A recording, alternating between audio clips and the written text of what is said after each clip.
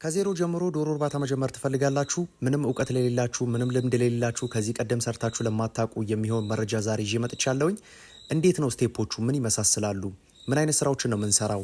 ምንም እውቀቱ የለኝም፣ ልምዱ የለኝም፣ እንዴት እንደሚሰራ እንኳን አላቅም ለምትሉ ይሄ ጥሩ መረጃ ነው። ዛሬ በዚች አንድ ቪዲዮ ብቻ ከየት ጀምራችሁ እስከ የት እንደምትሄዱ ሙሉ ስቴፑን ተከትለን እመራችኋለሁ ማለት ነው። ስለዚህ ዛሬ ሙሉ መመሪያውን ለጀማሪዎች ምንም ከዚህ ቀደም ልምድ ለሌላቸው ሰዎች ተዘጋጅቷል ማለት ነው።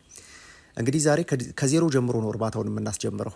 ምንም እውቀት የላችሁም፣ ምንም ልምድ የላችሁም፣ ምንም ያዘጋጃችሁትም ነገር የለም። ስለዚህ ከዜሮ ጀምሮ እርባታውን ጀምረን እንመለከታለን ማለት ነው።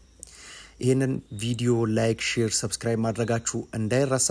ጠቃሚ የሆኑ መረጃዎችን ታገኙበታላችሁ። እጅግ በጣም አስተማሪ ናቸው። እቅድን ስንመለከት እንግዲህ እቅዳችሁን ዋነኛ ሽፋን የሚሰጠው ሁለት ነገሮች ናቸው።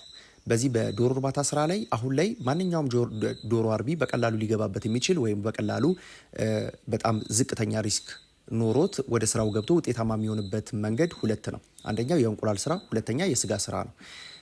ሁለቱንም ስንመለከት እንግዲህ ከዚህ ከፍላጎትና ከምርት ጋር ስንመለከት እንግዲህ አሁን ባለበት ሁኔታ እንቁላል ጣይን ብንመለከት የአቅርቦት ማነስና ከዚህ በተጨማሪ ደግሞ የዋጋም በተወሰነ መልኩ የዚህ የጾም ወቅትም እንደመሆኑ መጠን የዋጋ መቀዛቀዝ የሚታይበት፣ ፍላጎት ግን ስቲል ይቀጥላል።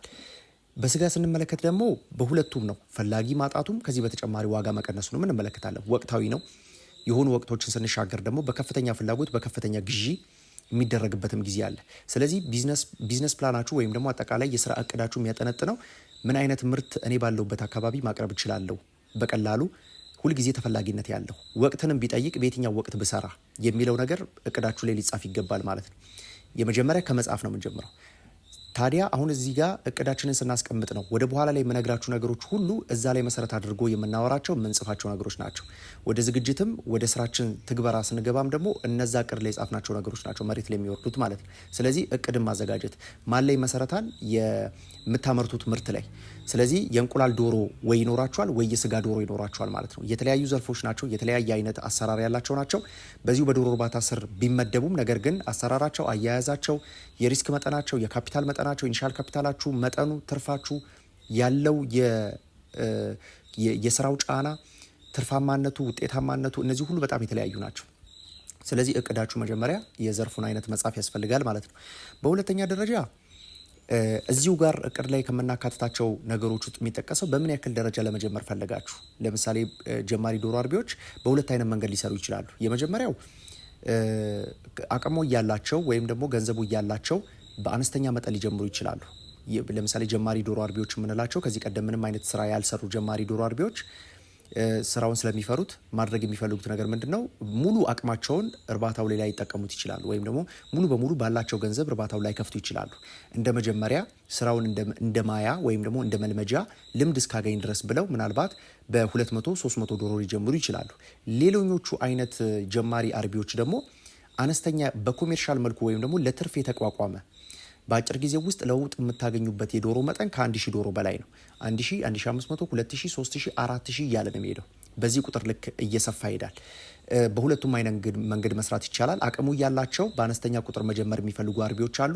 አቅሙም ባላቸው አቅም ደግሞ ከ1000 ዶሮ በላይ ለውጤታማነት በአጭር ጊዜ ለውጥ ለማግኘት ደግሞ ይሄኛው ጊዜ ወሳጅ ስለሆነ ቀጥታ ወደ ስራው የሚገቡ አርቢዎች አሉ። ስለዚህ በየትኛው ለመጀመር አሰባችሁ የሚለውን መጻፍ አስፈላጊ ነው። እንግዲህ እየተጠጋ ነው ወደ ስራው። ያ ማለት እንግዲህ አሁንም ደግሞ ቅድም ዘርፉን መርጠናል። የእንቁላል ጣይ ከመረጥን ከሁለት አንዱ በስጋም ልትመርጡ ትችላላችሁ። የእንቁላልን ብንመርጥ እንደ ምሳሌ 1000 የእንቁላል ጣይ ዶሮ አለኝ ወይም ደግሞ 200 የእንቁላል ጣይ ዶሮ አለኝ። ለነዚህ 200 እንቁላል ጣይ ብለን ነው የምንሰራው ካሁን በኋላ ባለው ደግሞ ማለት ነው።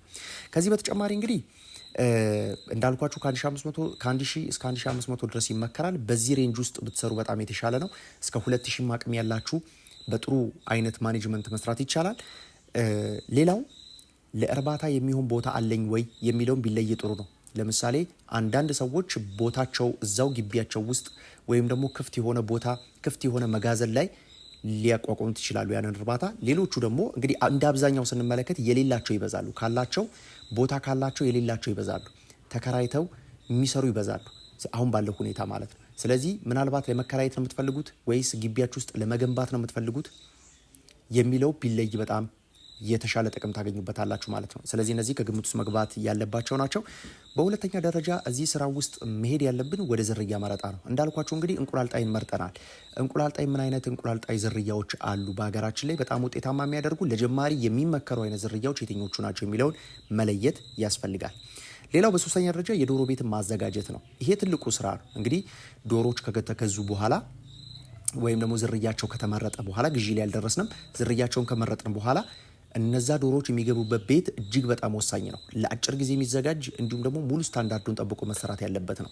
ይሄ እንግዲህ በዶሮ እርባታ ውስጥ የተለያዩ ትርፍን የሚጎዱ ወይም ደግሞ ስራውን ከሚጎዱ ለኪሳራ ከሚዳርጉ ነገሮች ውስጥ የሚጠቀሰው በዋነኝነት ቤት ነው። ቤት እንግዲህ አመቱን ሙሉ ለኪሳራ ከሚዳርጋችሁ ነገሮች ውስጥ የሚመደብ ነው። ልዩ ትኩረት ይፈልጋል። ልዩ የሆነ ዝግጅት ይፈልጋል። ስራዬ ብላችሁ ቤት እንደመሆኑ መጠን አይደለም ዝናብና ብርድ፣ ንፋስ መከላከሉን እንዳትመለከቱ ወይም ደግሞ ማረፊያ ቦታቸው ነው ብቻ ብላችሁ እንዳትመለከቱ። ዶሮዎችን ታሳቢ ተደርጎ መሰራት አለ። ከዚህ ቀደም አንድ ቪዲዮ ለቅቄላችሁ ነበር። ዶሮዎችን የሚመለከት ዶሮዎች ላይ ከፍተኛ የሆነ አስተዋጽኦ የሚያደርግ ምርት ላይ፣ ጤና ላይ የመጣል ጊዜያቸውን እድሜ የሚያራዝም አይነት ቤት ሊሆን ይገባል ማለት ነው። ሁሉንም ባጭሩ የሚቀጭባችሁ ከሆነ ሰበስበዋለሁ ብላችሁ የገባችሁትን እንቁላል በልኩ ላትሰበስቡ ትችላላችሁና ሊደረግ የሚገባው ነገር ምንድነው? ለቤት ልዩ ዝግጅት ያስፈልገዋል። ይህን ከግምት ውስጥ ማስገባት ያስፈልጋል። ከዚህ በተጨማሪ ቤቱን ካዘጋጀን በኋላ ግብአቶች መሟላት አለባቸው። እዚህ ቤት ውስጥ ደግሞ ቤቱ ከተገነባ በኋላ ቤት ውስጥ ደግሞ ዝግጅት ያስፈልገዋል። ያ ማለት ዶሮቹ ከመግባታቸው በፊት ዶሮች ሊጠቀሙባቸው የሚችሉባቸውን እቃዎች ማዘጋጀት ያስፈልጋል። ለምሳሌ እንደ መመገቢያ መጠጫ ሊሆን ይችላል፣ ጉዝጓዝ መሰል ነገሮች ሊሆን ይችላሉ። ከዚህ በተጨማሪ ከሰራተኛ መገልገያ እቃዎች ጋር ተያይዞ፣ ከውሃ ማጠራቀሚያ ጉዳዮች ጋር ተያይዞ፣ ከመኖ አቀማመጥ ጋር ተያይዞ፣ ከመኖ ማደያ ጋር ተያይዞ፣ ከመኖ ዝግጅት ማቀነባበር ጉዳዮች ውስጥ መግባት የምትፈልጉ ካላችሁ ሰፋ ያለ ጊዜን ወስዳችሁ ለዚህ ቤት ውስጥ ለማደራጃ እንደምነግራችሁ እንግዲህ ቅድም ቤቱን ሙሉ ስታንዳርዱን ብያችኋለሁ። አሁንም መሬት ላይ በወረደ መንገድ ልክ እዛ ወለል ላይ የምታስቀምጧቸው እያንዳንዳቸው ለምሳሌ እንቁላል መጣያ ሊሆን ይችላል፣ ቆጥ ሊሆን ይችላል፣ መመገቢያው፣ መጠጫው፣ ጉዝጓዙ ይሄ ሁሉ በቁጥር የተቀመጠ ነው። አንድ ሰው 500 ዶሮዎችን አስገባለሁ ቢል እነዚህ 500 ዶሮዎች ምን ያክል እንቁላል መጣያ ያስፈልጋቸዋል? ምን ያክል መመገቢያ፣ ምን ያክል መጠጫ ያስፈልጋቸዋል? ምን ያክል ጉዝጓዝ ለቤቱ ያስፈልገዋል? ስንት ካሬ ነው ቤቱ? ስንት አምፖል ያስፈልገዋል? በምን ያክል ርቀት ከመሬት ላይ፣ ከመሬት በታች ምን ያክል ርቀት? እነዚህ ሁሉ ከግምት ውስጥ ሊገቡ ይገባሉ ማለት ነው። በግምት የሚሰራ ነገር የለውም። ስለዚህ ሆን ብላችሁ ወይም ደግሞ በጣም ልዩ ጊዜ ወስዳችሁ ነው ይህንን ነገሮች የምታዘጋጁት ማለት ነው። አንዴ ነው የሚደረገው፣ ከዛ በኋላ አይስተካከልም። አብዛኛዎቹ አሁንም ነግራችሁ አንዴ ይዘጋጃሉ። ዶሮቹ ሲወጡ ብቻ ነው የምታወጡት ወይም ደግሞ የምታስተካክሉት ወይም ደግሞ ሌላ አይነት ነገር ማውጣት፣ ማስገባት፣ ማስተካከል የሚቻለው ማለት ነው። ስለዚህ መሬት ማደራጀት ወይም ደግሞ ወለልን ከማዘጋጀት ጋር ተያይዞ ሙሉ ስታንዳርዳቸውን ጠብቆ ቢሰሩ እጅግ ይመከራል ማለት ነው። ከዚህ በተጨማሪ መመልከት የሚኖርብን ጉዳይ ምንድን ነው? የዶሮ ግዢ ነው። የዶሮ ግዢ ልክ ቤትን ስንገነባ ልዩ ትኩረት ይፈልጋል ካልኳቸው የሚመደብ ነው። የዶሮ ግዢ ያስፈልጋቸዋል። የዶሮ ግዢ እንግዲህ ከየት እንገዛለን፣ እንዴት እንገዛለን የሚለው በአብዛኛው እንግዲህ እኛ በዚህ ስራው ውስጥ ረጅም ጊዜ ከማሳለፋችን የተነሳ ሰዎች በዶሮ ግዢ ላይ ሊያደርጓቸው የሚገቡ ጥንቃቄዎችን ብዬ አንድ ቪዲዮ ሰራላችኋል። ዶሮ ከመግዛታችሁ በፊት ምን ማየት አለባችሁ፣ ምን መጠየቅ አለባችሁ፣ ምን መውሰድ አለባቸው የሚለውም በደንብ እሰራላችኋለሁኝ። ምናልባት የዶሮ ግዢ ብላችሁ ኮመንት ብትጽፉልኝ አይቼ በቀጣይ ቪዲዮ እሰራላችኋለሁ። የዶሮ ግዢ ላይ ምን ጥንቃቄ ይፈልጋል የሚለውን እንመለከታለን። ሌላኛው እንክብካቤን በተመለከተ እንግዲህ የገቡት 1000 የሚሆኑ 2000 200 300 ዶሮዎች እንክብካቤ ይፈልጋሉ። ስልጠና መውሰድ ይጠበቅባቸዋል።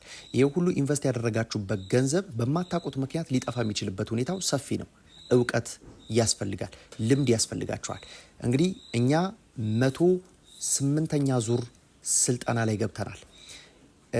ይህን ሁሉ ጊዜ ስናሰለጥን ግን የሰለጠኑ ሰዎች ምን ያክል ደረጃ ላይ ውጤታማ እንደሆኑ የሚጠይቋቸው ጥያቄዎች ራሱ ከመማራቸው የተነሳ ለተግባቦት በጣም ቀላል ነው የሚሆነው።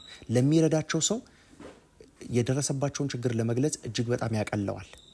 ስለዚህ ከዚህ ጋር ተያይዞ ስራዎቻችሁን በንቃት ለመስራት የትኛው ኪሳራ ያስደርሳል፣ የትኛው ኪሳራ አያደርስም፣ የትኛው ላይ ተጠንቅቄ መስራት አለብኝ፣ የትኛው ውጤታማ ያደርገኛል የሚለውን ስታቁት ብቻ ነው እንጂ ከላይ የሚታይ ምንም ነገር የለም። ዶሮዎችን አስገብታችሁ ውጤታማ ልትሆኑ የምትችሉበት መጠን አነስተኛ ነው፣ ያለ እውቀት ማለት ያለ ልምድ።